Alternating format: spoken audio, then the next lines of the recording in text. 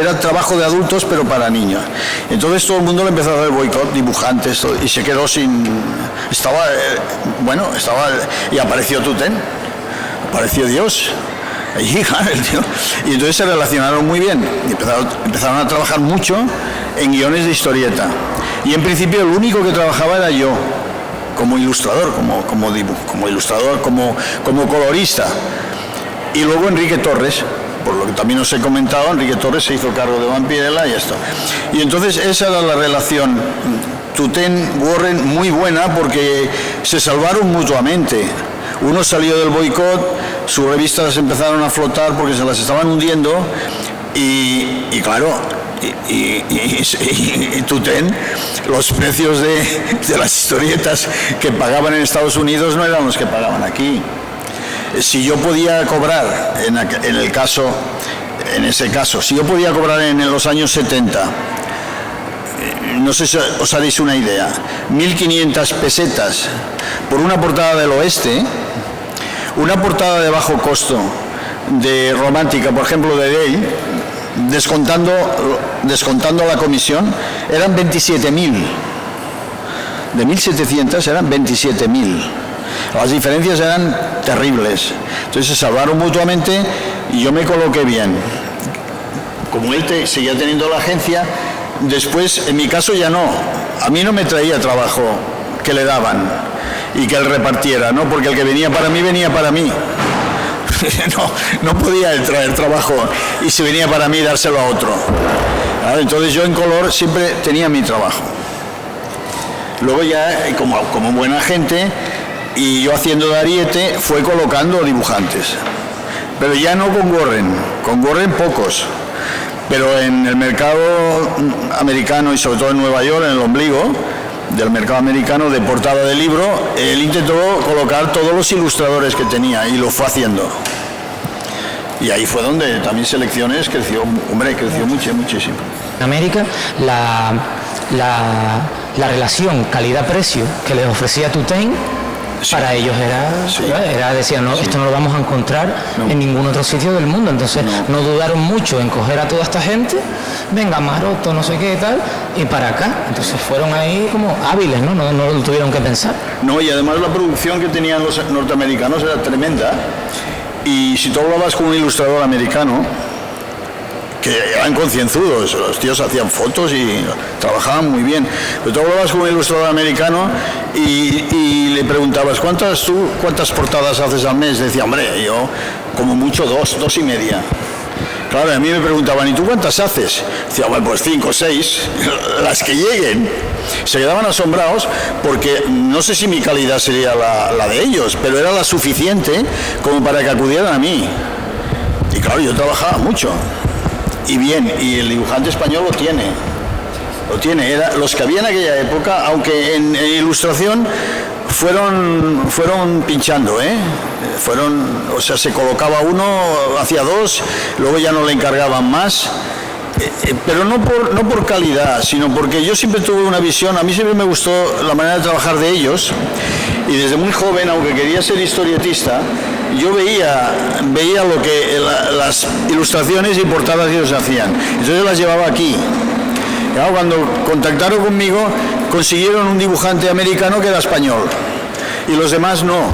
Los demás tenían en mente, seguían siendo españoles, y iban perdiendo el trabajo. Pero eso fue, las mismas editoriales estaban encantadas. Y Enrique, tú con Tuten, ¿cómo fue también tu trato con él cuando le conociste?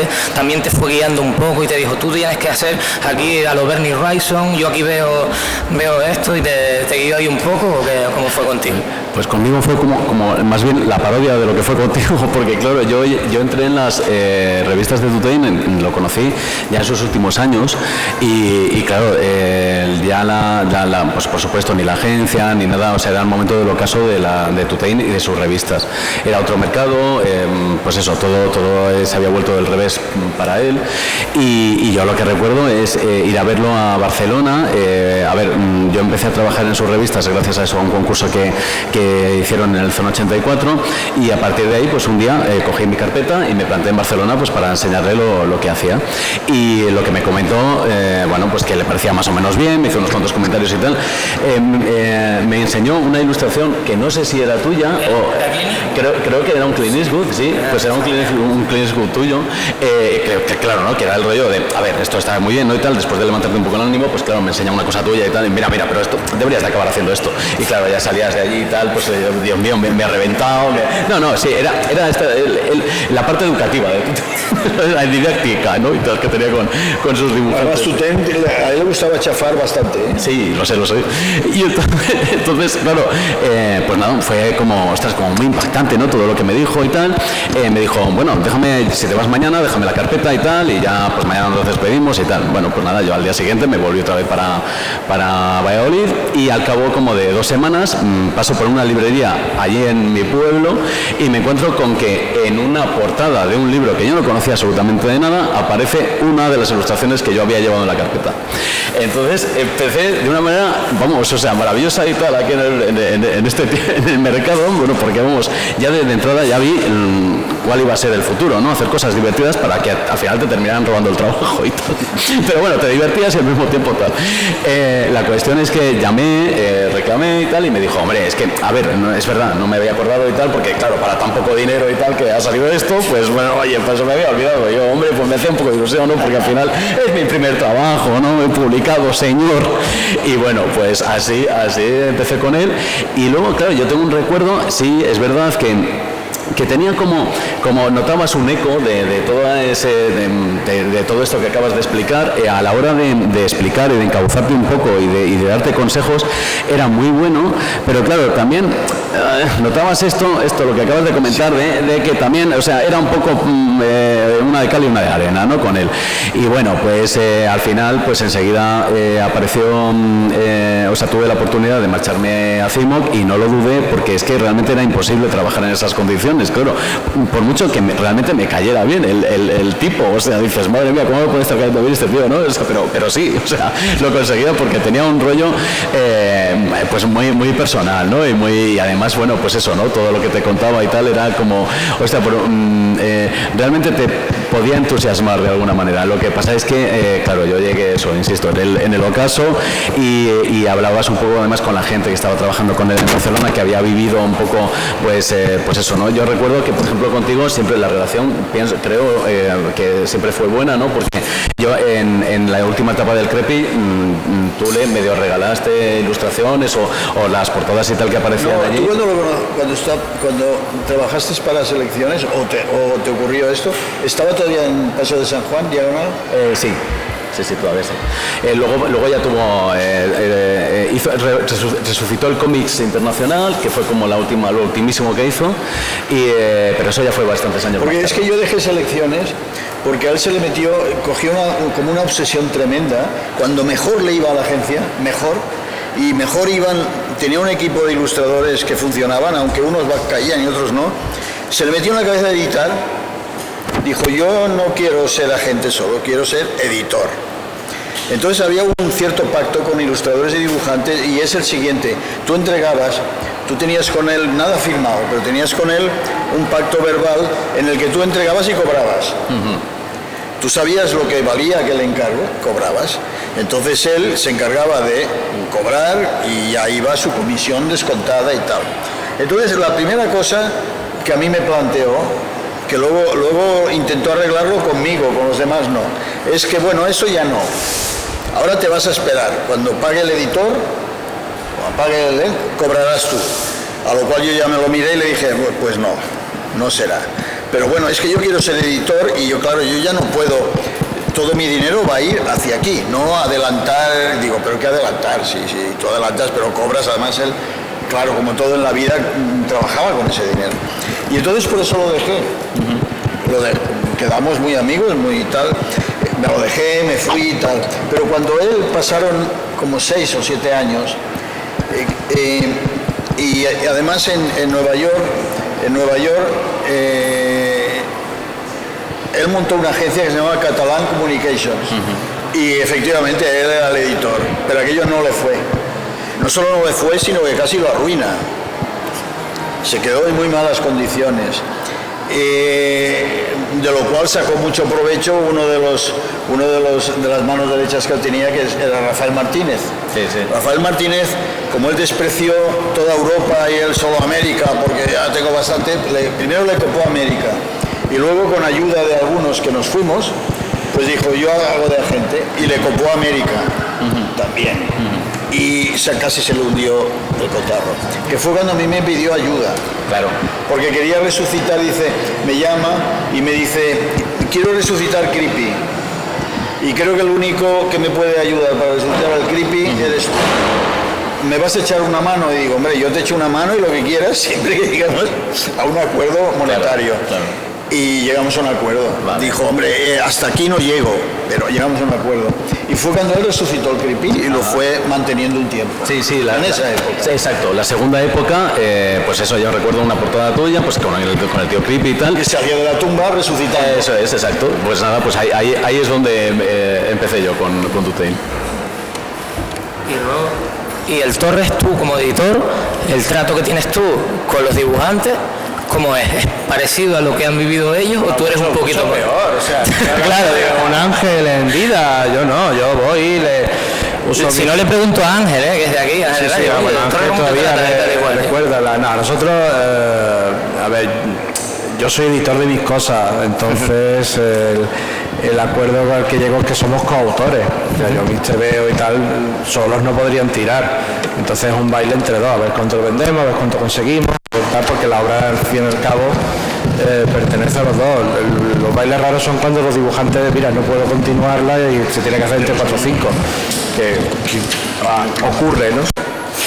Pero es diferente. Vosotros estáis hablando de unas empresas con sus más o sus menos, pero que más o menos están maestarizadas con un flujo de dinero medio constante. Y lo mío son pues casi tiros a ciegas, ¿no? Bueno, voy a sacar un TVO de una tía que ve fantasma, a ver cómo sale, y dice Gabriel Hernández, pues lo dibujo yo, ¿no? Y luego los cabrones acaban todos en Marvel, en DC, y me quedo yo colgado con las historietas, pero eso es bueno, ¿eh? Sí, no, todo el mundo dice, qué bien, mi primer TVO contigo, y yo, joder, yo sigo aquí, ¿no? Pero es algo completamente distinto. Es curioso porque yo todo esto, yo estoy fascinado de estar aquí sentado con estos dos monstruos. Parece que no, que estoy aquí como manteniendo mucho el tipo, pero yo estoy flipando muchísimo. Pero todo esto lo viví yo como lector, yo lo viví del otro lado, ¿no? Entonces no te enterabas de la misa a la media, o sea, no, para ti ese universo es algo mágico, ¿no? Donde supuestamente los dibujantes llegaban después de trabajar en chaqueta, porque todavía seguían las fotos del tipo Paul Wessinger, ¿no?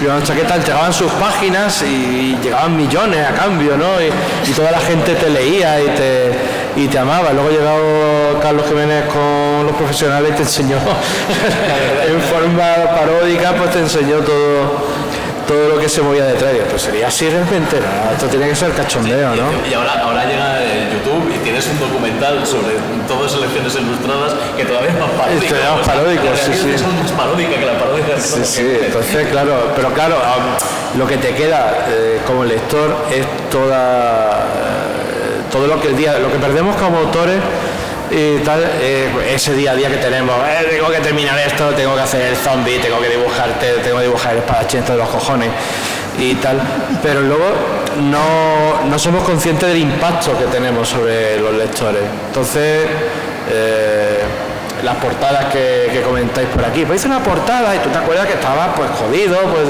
pero no somos conscientes de que había un chaval o una chavala al otro lado y se queda así como ¡guau!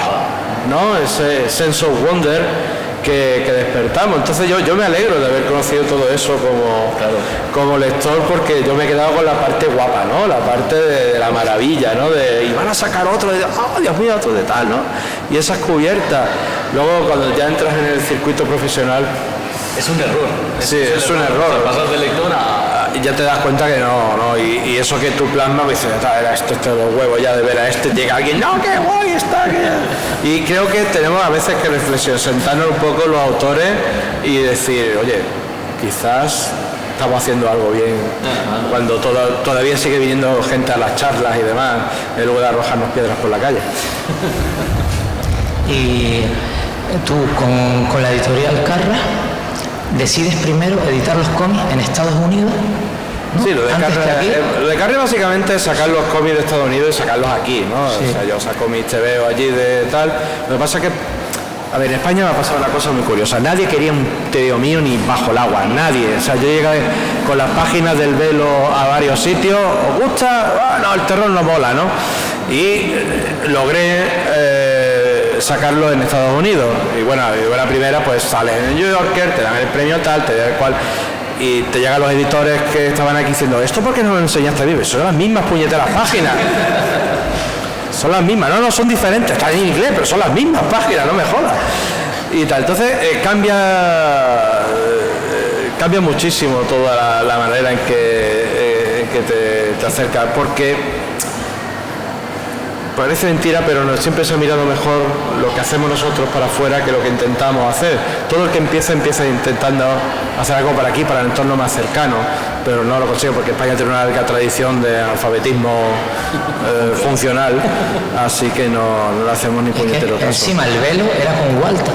Pero no con Walter, no lo conocía nadie. Tipo, hace la visión. Todos empezamos siendo desconocidos, ¿no? Y tal, pero la cuestión es que publicaba tanto, o sea, a mí dijeron, bueno, pues hazte una miniserie solo, y luego empecé a ganar premios aquí en España, ¿no? Empezaba a el Salón de Barcelona, y yo no lo puedo creer, ¿no? Ya todo el mundo quiere que haga novelas gráficas sesudas y profundas sobre gente que sufre mucho. Sí, y a mí lo que me gusta es, pues, tíos con espadacas grandes y monstruos que te cogen de los pies y te meten debajo de la cama. Eso es lo que a mí me motiva. Yo no quiero, o sea, me lo paso bien haciendo novelas gráficas sesudas, pero no es lo que realmente me causa esa sensación de maravilla. Así que cuando me acerco a alguna editorial aquí me dicen, sí, hostia, he pensado, ya que te gusta, ¿qué te parece Picasso con vampiros? No, porque al final va a ser Picasso, o sea, no me jodas. Así que, y produzco tantísimo que ni siquiera la editorial americana me decían, oye, pues sí, te van a dar una miniserie cada 4 meses. Digo, son pocos, yo quiero 4. ¿Cómo te van a dar 4, no? Y las majors, Marvel y DC, aunque sea muy chungo decirlo, no tienen a ningún guionista que no sea anglosajón. No importa lo bueno que sea, pero no tienen a ninguno. El único que rompió un poco la barrera fue Rafa Marín, porque iba de la mano de Carlos Pacheco. Y Carlos dijo, no, se viene este señor conmigo, y que Rafa es un guionista, tú y Carlos también un guionista brutal. Pero claro, no quieren, lo estamos hablando esta mañana, no quieren guionistas que no sean anglosajones, pero las independientes sí te abren un poquito, pero tampoco mucho. O sea, no dice, oye, dame una serie, pues no te voy a dar ninguna, o si quieres hacer una de las primeras series que hice, eran vampiros de la CIA, ¿vale? Sí, iban con uniforme de vampiro, o sea, llevan su uniforme de vampiro de la CIA con la bandera americana y una capa roja. Y yo, ¿qué cojones hago con esto? Y fue uno de los primeros trabajos de guión de encargo así con otros personajes que no eran míos, así que lo cambié todo de principio a fin y tal. Oh, lo has cambiado todo, qué bien ha quedado y tal. Bueno, continuó la serie porque se me ocurrió, no, ya se lo pasamos a Mike whatever. Y yo, joder. Así que decidí abrirme el camino yo solo, ¿no?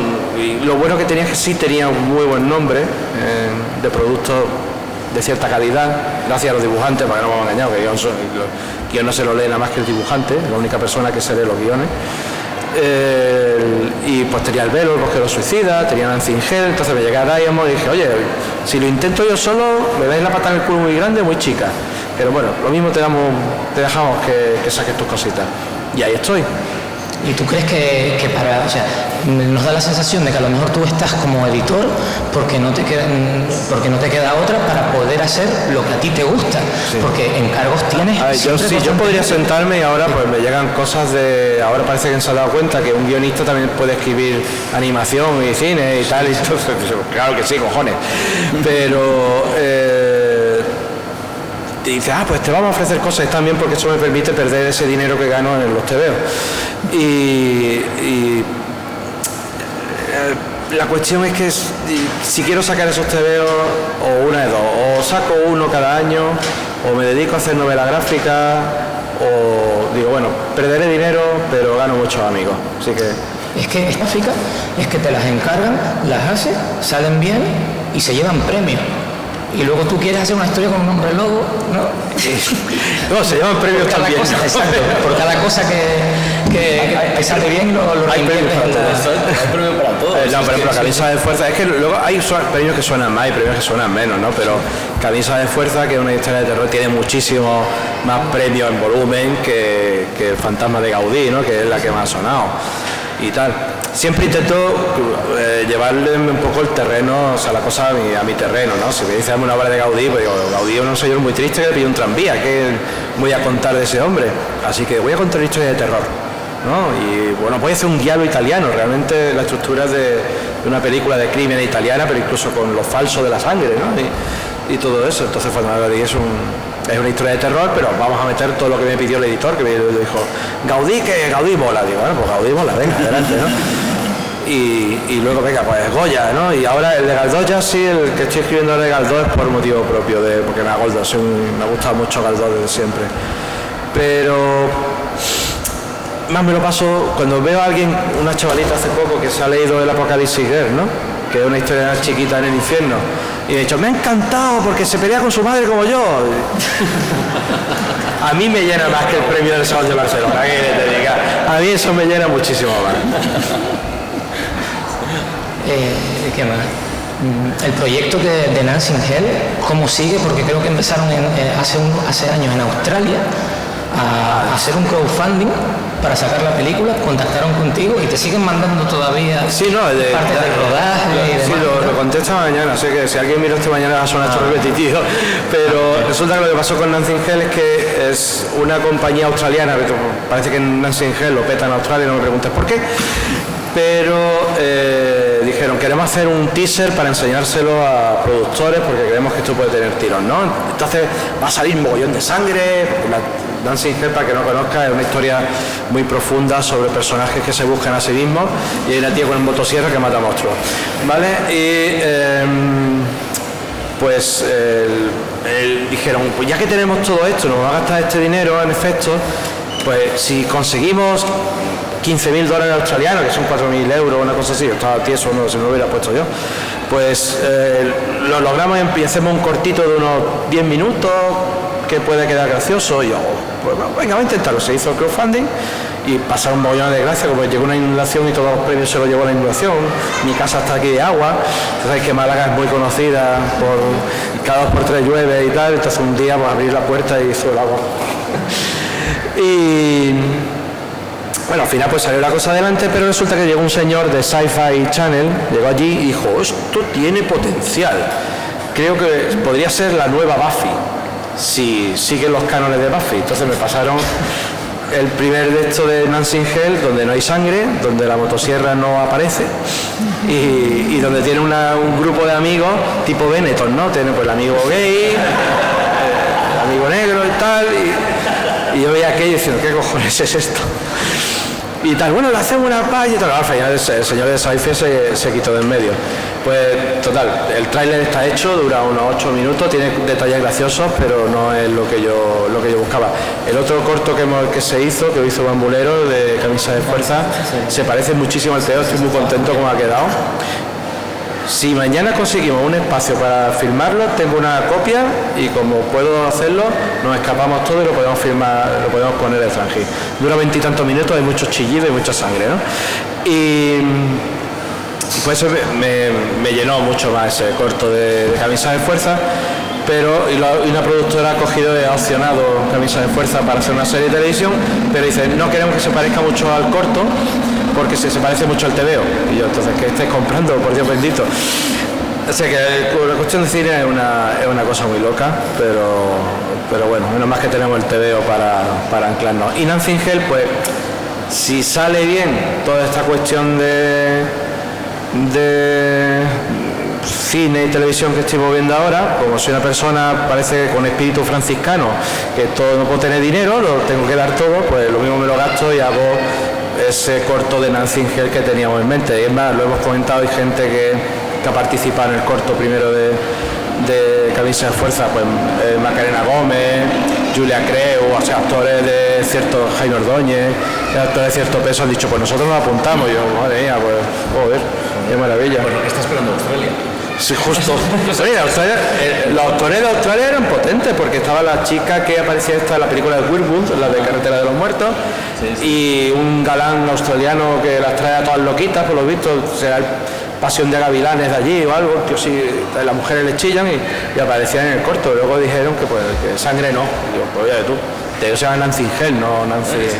Es que en Australia, o sea, o sea, es gente, o sea, hay una afición todavía, gente que tiene mucha afición por el gore y por un cine que, bueno, que no me extraña que les molara, claro. Sí, allí se vende muy bien Nancy Ingel, sí, supongo que será por eso.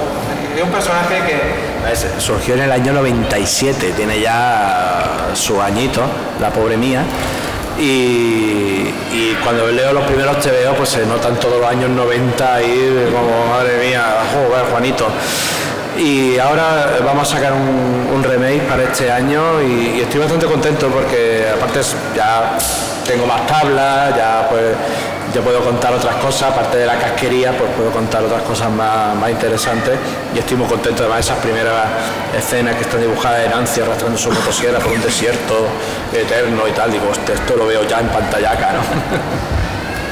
Y antes me estaba contando San Julián cómo empezó con los ilustradores de western en las Ramblas, cogiendo las portadas pequeñitas y tal, y quizá las referencias que tuvieron ustedes, empezando por San Julián, eran estas revistas, algunos autores, y piensas que un dibujante empieza copiando a alguien, por ejemplo, y luego va tomando poco a poco su identidad, pero que hay que empezar copiando a alguien, porque si no, no hay manera, o cómo fue tu caso, cómo fue luego el de Enrique.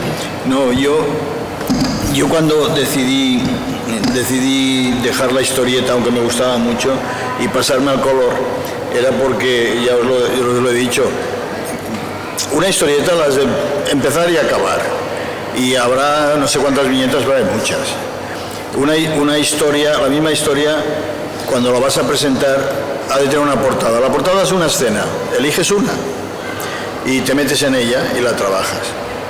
Entonces, claro, en aquella época no había como tantos cómics en Europa, ni como tantas historietas como para que te encargaran portadas. Pero había un truco. Y el truco era que cuando empezaba, primero llevé una portada del oeste, con mucho color y esto, y Tuté me la rechazó. Me dijo, no, esta portada es una portada para Editorial Bruguera. Es rojo, azul, verde y tal. Y sigue con las historietas. Me dice, sigue con las historietas, que lo tuyo no es esto. Y bueno, pues no sé. Dice, y las historietas tampoco creas. Dice, ¿tienes alguna viñeta, que seguramente es lo que te ha inducido a hacer esta portada? ¿Tienes alguna viñeta grande o así que está bien? Dice, pero el resto pues pasable. Y claro, si hace alguna que está bien, tú has elegido una y has hecho una portada, pero no. Entonces me piqué y pensé, bien, pues vale, y desaparecí un tiempo, me fui a mi casa y empecé a hacer portadas del oeste.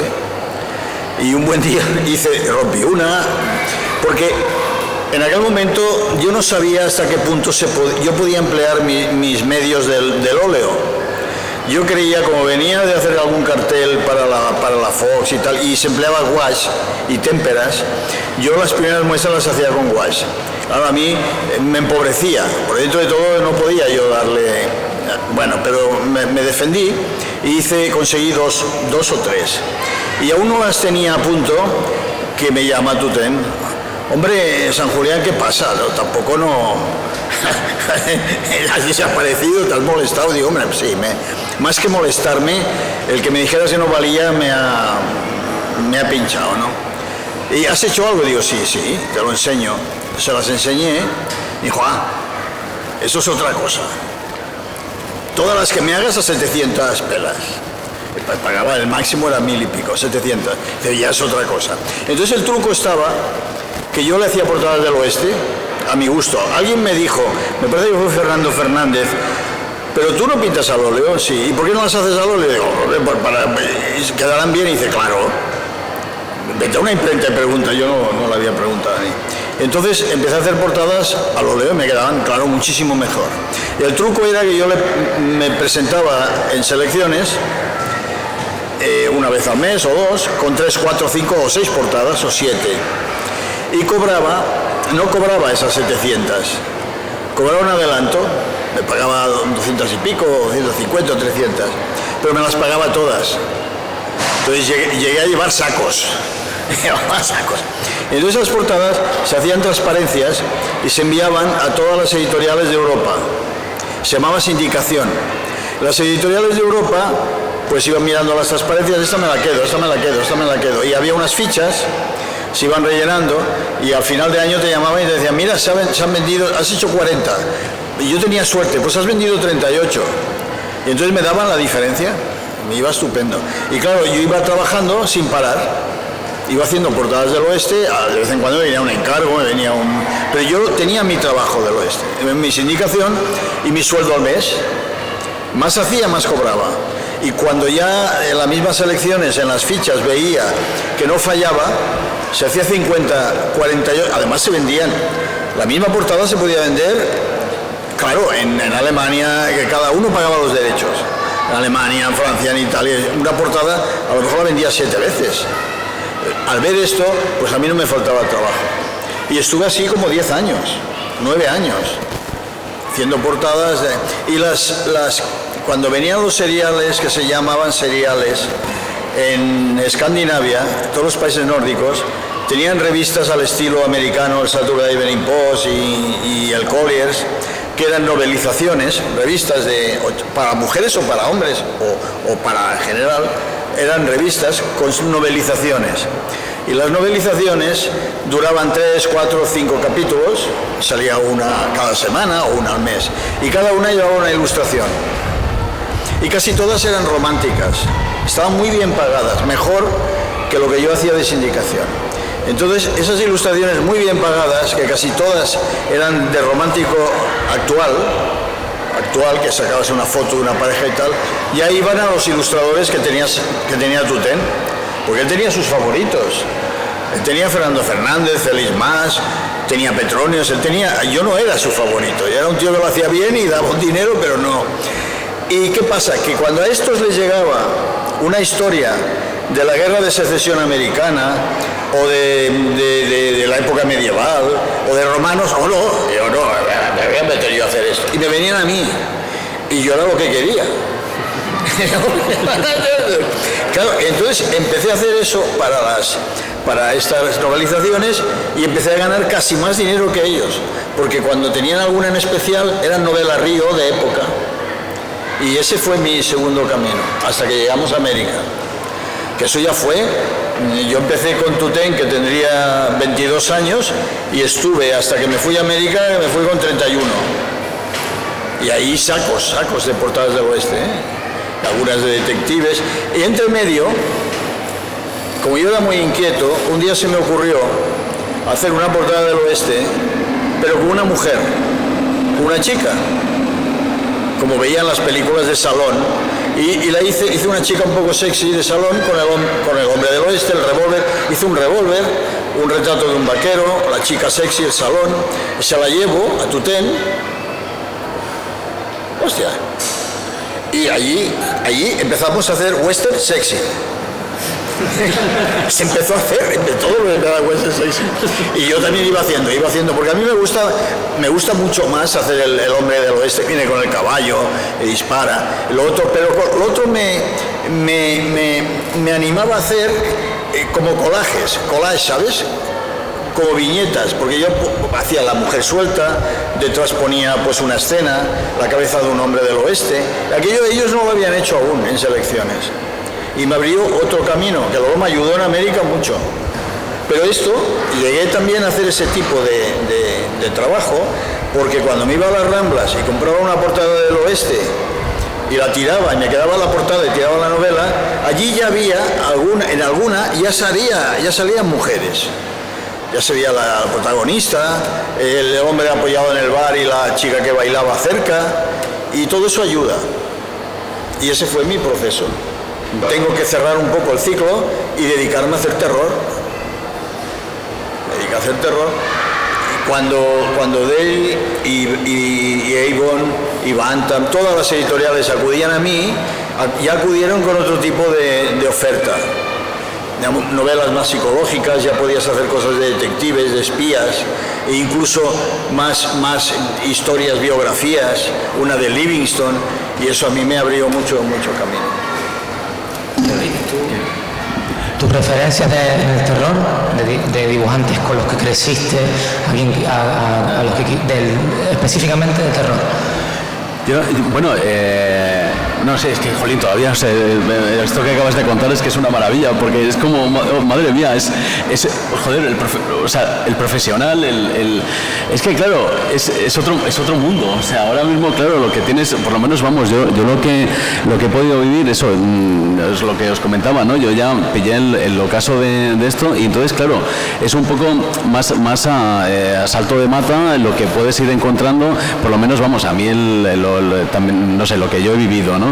Yo en un principio empecé con los autores que más me han influenciado, por ejemplo, claro, yo vivo en Valladolid y empiezan a llegar las revistas de Tutain, empiezo a alucinar con las revistas, siempre me había gustado dibujar, etcétera, etcétera, claro, eso sí. Pero yo sobre todo descubrí autores americanos como Bernie Wrightson y Richard Corbin en las revistas de Tutain, que además era con lo que machacaba. Esos dos autores en concreto. Entonces, a mí, pues eso, aquello, vamos, me volvió absolutamente loco. Era bastante obsesivo con el tema.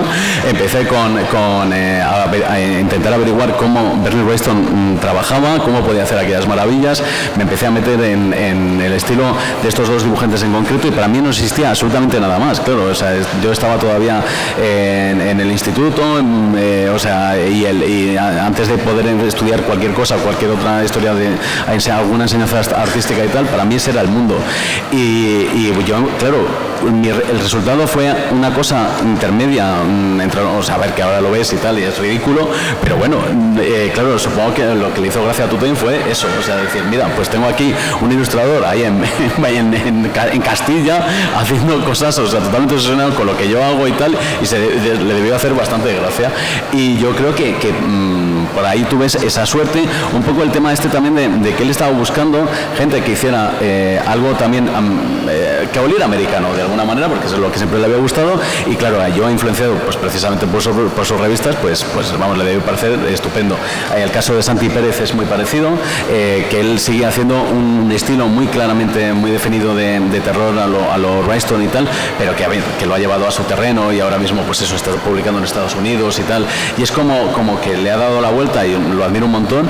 Y otra cosa que me gustaría recordar de Tutain y de sus consejos y de todo esto y tal, es que efectivamente, o sea, había muchas veces que no aceptaba absolutamente nada, y luego tenía momentos de genialidad increíble defendiendo a Miguel Ángel Martín, por ejemplo, que recuerdo allá, o sea, empezó a publicar a Miguel Ángel Martín, un tipo, si alguien no lo conoce y tal, un tipo que hace una línea no ya clara, sino, vamos, o sea, una síntesis de lo que es el mundo de la línea clara, y lo lleva a algo gore, grotesco, llámalo lo que quieras, ¿no? Y que es un tipo con una personalidad y con una forma de hacer que no tiene nada que ver con lo que él publicaba, y lo defendió, lo amparó, y hoy en día es uno de nuestros autores más reconocidos, y un tipo, vamos, o sea, que tiene una obra bestial.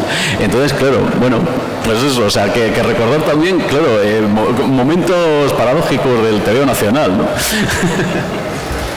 Y Torres, tú como lector, los años esos de juventud, con esas tiradas tan grandes de Tutain que llegaban a Málaga, llegaban a Canarias, llegaban a todos sitios, tú cuando las comprabas, ¿a quién ibas a buscar enseguida? ¿A Corbin? ¿A Bernie Wrightson? La verdad es que los TVOs llegaban en aquellos tiempos cuando los dinosaurios caminaban sobre la Tierra, pues no llegaban como el número 1, el número 2. Nos contaban que en Barcelona iba los encontrabas numerados, y era una locura. A que llegaban las cosas, tú ibas al kiosco y te pasabas media hora ojeando así, y el kiosquero te miraba, niño, ¿vas a comprar algo? O ya si te conocía, ya está aquí el niño loco de las 4 de la tarde. Pero te comprabas los tebeos de forma salpicada y a veces pues sí, te gustaba Spider-Man, pues lo seguías, pero no tenía el número 17, el número 48, nunca llegaba a un orden. Pero con las revistas, como muchas tenían historia autoconclusiva, pues sí te da esta sensación de plenitud que no tenías con otra esta. De todas maneras, cuando era pequeño, ¿sabes? Eran las revistas de mayores porque aparecían monstruos y ya está, pero eran como, hostia, es que esto cuenta cosas que Mortadelo no lo hace y Spider-Man tampoco, ¿no? Te impactaba mucho y es donde empiezas realmente a fijarte en los autores. Cuando dices, bueno, este me gusta, ¿quién será? Y ya te buscabas el nombrecito que venía abajo en letras así de imprenta justo al borde de la página y decías, y ya lo buscabas en otra revista, ya te hacías estos compendios, ya conoces a otros 4 niños locos como tú y empiezas a defender, no, Corben, que por unas tetonas, no, es que si llevo esos tebeos de tetona a mi casa mi padre me echa, ¿no? Y sí, hoy día parece que estamos contando cosas muy, muy arcaicas, pero es lo que teníamos, ¿no? Pero es en esa revista donde descubrías realmente que los tebeos lo hacían personas, lo hacían autores y que cada uno lo hacía de una forma distinta, porque hasta entonces todo se presentaba de una manera muy impersonal, como que los personajes tenían una vida propia y los tebeos aparecían solos así y que quien lo hiciera no era importante, sino lo que era el personaje. Y aunque en cierta forma eso en parte de las revistas, por ejemplo, tú te leías Vampirella dentro del texto y veías que Vampirella pues llevaba una historia continua y tal, pero te dabas cuenta de que a ti te gustaban las historias de terror que hacía Mengano, o te gustaban las cubiertas, ¿no?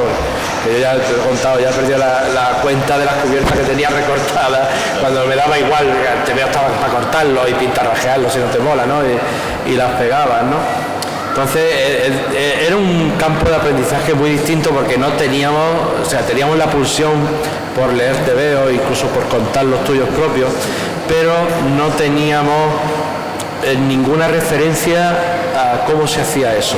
O sea, el proceso de cómo se creaba un tebeo, muchas veces cuando hablo con gente era como, lo hacen enanos mágicos en su casa, ¿no? Alquimia y tal, y tú no sabías, dices, bueno, esto lo tendrán que sacar varios, pero como con los periódicos. Entonces tú te imaginabas la rotativa de los periódicos soltando tebeos, ¿no? Cosa que ni mucho menos es así, ¿no?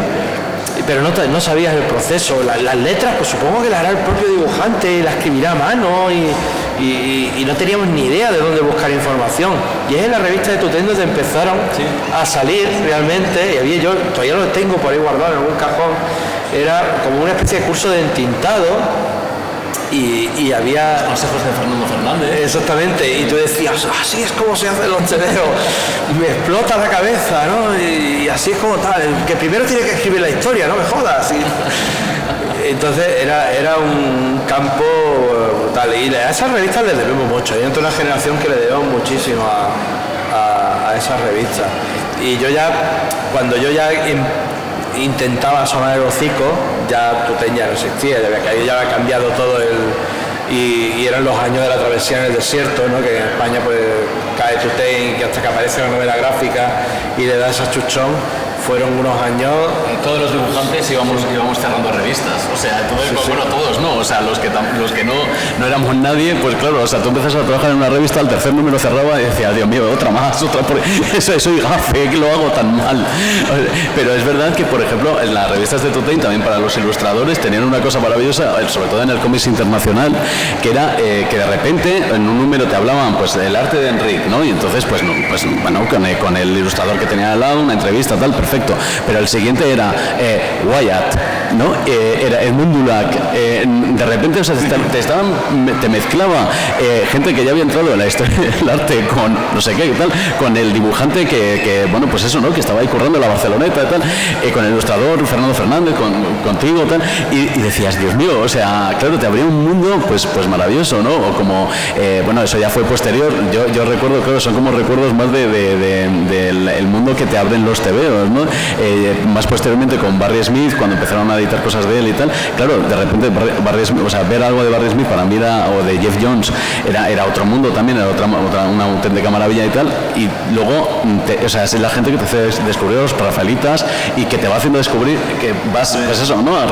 Yendo hacia atrás en la historia y bueno, hasta ya que encuentras pues eso, tu autor favorito y tal, ya en el 19, ¿no?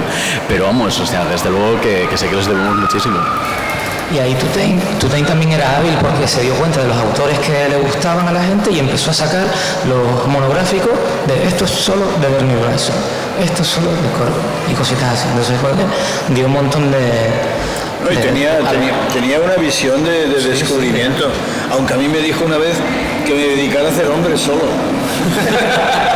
Me dijo, tú las mujeres, amigo, no es lo tuyo. Tú hombres llenos de polvo por el desierto y con pistolas. Y también me lo dijo con el color. Déjate de colores, vete a viñetas. Ahora, es cierto, si confió en ti es por algo. O sea, cuando te daba algo, él veía algo allí. Sí, supongo. Y iba bien. Yo sabía lo que hacía. Ahora era humano, ¿no? Tenía sus pifiadas. No, pero yo recuerdo que cuando... Ahora, luego le demostrabas que no era verdad y era de los que decía, lo siento, aquí la he pifiado. Vale, eso sí lo tenía. Yo cuando lo conocí,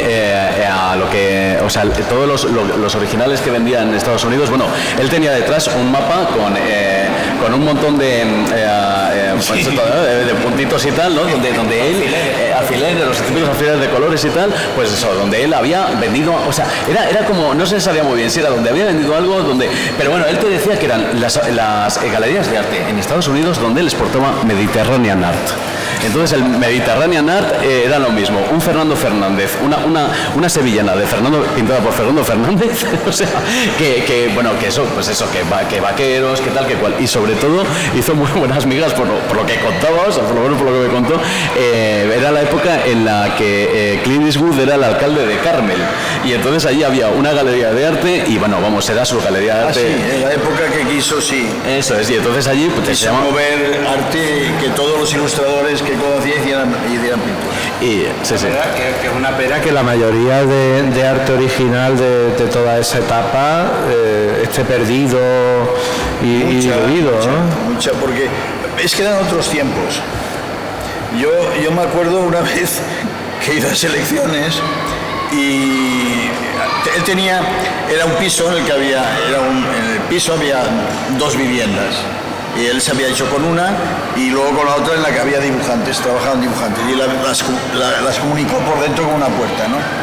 Y entonces entre medio, entre uno y otro tenía un espacio en la que había una especie de almacén donde iban los originales. Tú cuando llevabas un original, pues lo dejabas allí y se lo daban al fotógrafo, lo fotografiaba y lo devolvía, ¿no?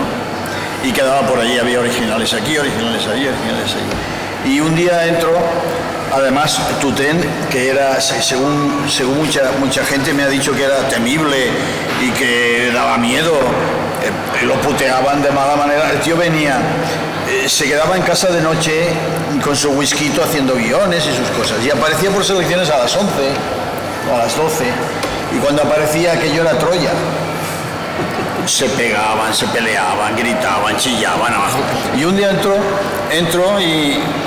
Aurora, ¿dónde está? Está en el otro despacho. Y me voy por dentro y me veo a 2 de los chavales que tenía varios. Uno iba por los cafés, el otro hacía paquetes. Uno de ellos era Rafael Martínez, que luego, que ahora es Midas. Bueno. Y entonces entro y me veo a 2 chavales de aquellos con 2 tubos de papel. ¡Oh, van bien! Pegando, jugando a espadas, lo que a ti te gusta. Digo, ¿pero qué hacéis? ¿Qué estáis haciendo? Además pisando otros cartones. Y eran originales. Y uno de los 2 le digo, a ver, ¿cuál es? ¿Qué es esto? Y se lo cojo, lo abro, y un original de Enrique Torres. Un óleo, tú. Sí. Que se supone que estaba... Y eso era selecciones ilustradas, ¿eh? Eso era selecciones ilustradas. En el suelo, portadas puestas al revés, con las suelas marcadas. Eso era selecciones. Tutén entraba, se iba a su despacho y a veces ni veía, pero otras veces, claro, se ponía, se encendía. ¿Pero esto qué es? O sea, era otra época. Por eso desaparecían originales. Luego aparecían en el mercado de San Antonio. Sí. Luego aparecían en la China. Sí. Y yo, por ejemplo, no sé, de todo lo que he trabajado en mi vida, debo tener... aquello que sepa dónde están, pocas. Y en casa, menos. Debo tener un 35% de todo lo que he hecho en mi trabajo. El resto... Piensa que en aquella época, cuando trabajaba para Estados Unidos, yo no vendía el original. O sea, las cantidades que eran enormes por una portada eran derechos. O sea, se hacía la fotografía, no había ordenador, claro, había que hacer una transparencia, enviarla. Y era todo un trajín complicado, pero el original siempre era mío, me lo tenían que devolver. Me lo tenían que devolver. Y de hecho se devolvían, pero por el camino... Se perdía. Claro. Yo una vez le pedí a Tutén que me devolviera una historieta y parecía que no me la quería devolver hasta que un día pues me planteé allí y me dijo, no, tu historieta está ahí. Y me enseñó dónde estaba, que era una montaña pues de papel, o sea, como desde aquí hasta el suelo. Dice, pues ahí, ¿no? búscala y ya está. Y llévatela. Y efectivamente, pero bueno, claro, yo me acuerdo de estarme ahí una tarde entera, pues eso, con originales de Corben, todo allí que dices, bueno, yo todo esto me lo meto en la carpeta y me voy. O sea, llorar. Yo lo he hecho. Totalmente. O sea, pero fue así como bastante bobo y tal, y me llevé lo mío. O sea, no. Que además había muchas más cosas mías allí de lo que recordó. O sea, de lo que recordaba nadie, claro. Además, los dibujantes iban con la carpeta, y yo no quiero citar nombres, pero si allí entraba un dibujante con una carpeta y hacía el recorrido, podía entrar con una carpeta vacía y salir por ahí con una carpeta llena por otra, porque no se enteraba nadie. Y si luego se preguntaba, pero ¿y aquella portada que hay que hacer más transparencia? ¿Dónde está? San Julián, San Julián, la tenéis vosotros, ¿de dónde? Y no aparecía. Ya.